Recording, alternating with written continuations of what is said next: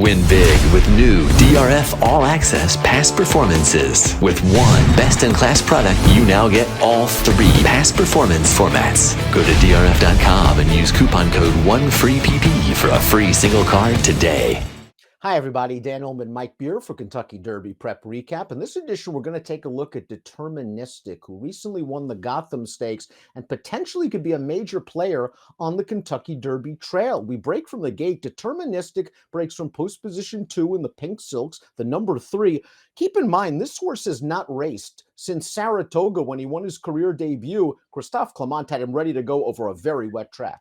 Yeah, that's the first thing I think you want to take notice of. This track is a mess. And so, read into that what you want to as far as good performances and bad performances. Deterministic, though, it's a good performance, Dan. This horse was really good winning as a first-time starter at Saratoga. He got a great trip in this race, but he really ran.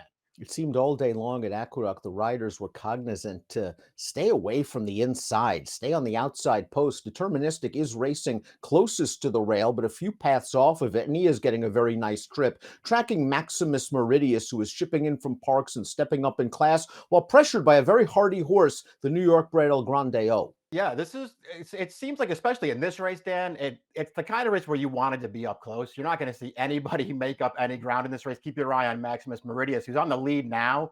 He's pretty much all done at the top of the stretch of this race, and really nobody catches him. Just the horses that are surrounding him here are all going to pass him, and nobody else gets anywhere near him.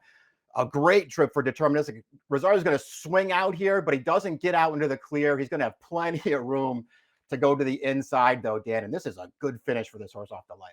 Again, off the layoff, getting out to a one-turn mile, catching a wet track, and a nice horse in El Grande O, who is getting the cutback and distance he needs. And Deterministic runs right by him. We see just a touch. This is a good performance for the beaten favorite, trained by Brad Cox. Only his second lifetime start and stretching out for the first time. He had a good trip, I thought, all in all, although he lost more ground racing on the outside, but at least he ran on for second. I agree. And it feels like the kind of race, too, where he got out of the gate, I thought, pretty well, Dan. And it just seemed like they didn't want to put him on the lead for whatever reason in this race. So they just sat on the outside. They tracked the leaders. He really couldn't go with Deterministic in the upper stretch there, but I liked the way that he finished that race off and got up for second. I won't be surprised if we see just a touch in another major Kentucky Derby prep down the road. As for El Grande O, he dances every dance. This was his third Derby prep this year at Aqueduct already. He's hit the board in all three of them, and although he finished third in here, Linda Rice says she's going to continue on to the Wood Memorial at 1 1/8 miles, this time removing blinkers. Kendrick Carmouche was adamant after the race that this horse really just has problems seeing other horses in the stretch, and when he does, he re-engages. I mean, we'll see if it makes a big difference, Dan. I mean, certainly he ran well again, and here they went 1 1/8 miles with him in his prior start, the Grade 3 Withers. He certainly ran a fine race that day. It wasn't a particularly fast one, and he got nailed on the money, but he certainly ran well. This is the horse who always shows up. He's got to try to find a way to take a step forward. We've seen a lot of them already. His best races to this point are in the mid 80s, and that's just not going to be good enough as this Derby trail goes along. And he's still a question mark at the longer distances. Of course, again, the Wood at 1 1/8 miles. Capital Idea, the uncoupled stablemate of Deterministic, ran just fine, Mike, stepping up in class to finish 5th. You mentioned there were no closers. Well, he was the only closer that really made any kind of an impact, although not threatening the top 3. Yeah, he never really got involved here, but they raided him back at the start. They sat wide all the way around the track. He split horses coming to the stretch to make a little bit of a run there, Dan, and it just wasn't that kind of race where you wanted to be left with a lot to do in the stretch. And this horse had a lot to do in the stretch. I thought he ran fine. Bergen, just to touch his uncoupled stablemate, was stretching out off some nice sprint performances. Just watching him out there, I don't think he liked the surface at all.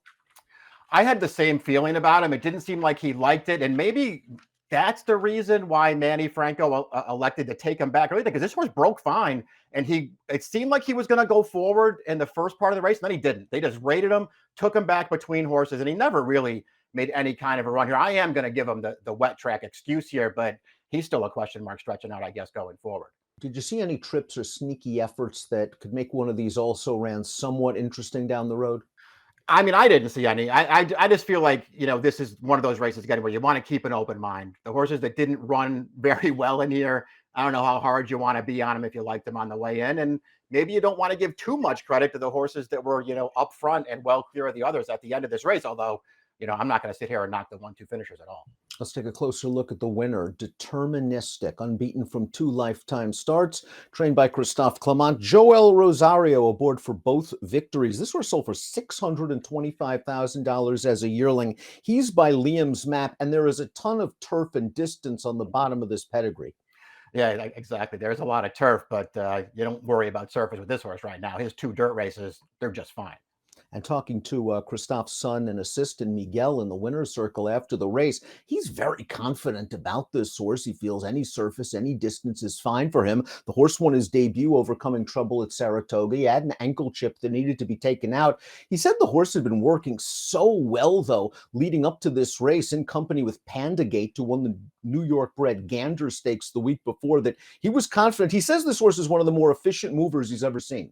I mean, it's certainly when you watch both of his races, this one on a really wet track off of a layup and his debut, which was just, I mean, it was good anyway, but it's probably even underrated considering what he had to go through. 7 furlong, first time starter, and the trip that he pulled. I mean, obviously, this horse has a lot of talent, and it's just going to be very interesting to see where he turns up next and how well he runs. He earned a 93 Beyer speed figure for his victory in the Gotham. That should set him up for wherever Christophe Clement decides to send Deterministic, and all options are on the table right now. We take a look at the prices. Deterministic took money in this race, and as the second choice scored, returning $9.80, favored just a touch, ran very well for second, and El Grande O shows up and dances every dance, and he dances them well. He finished third to complete the 3-10-7 trifecta in the Gotham.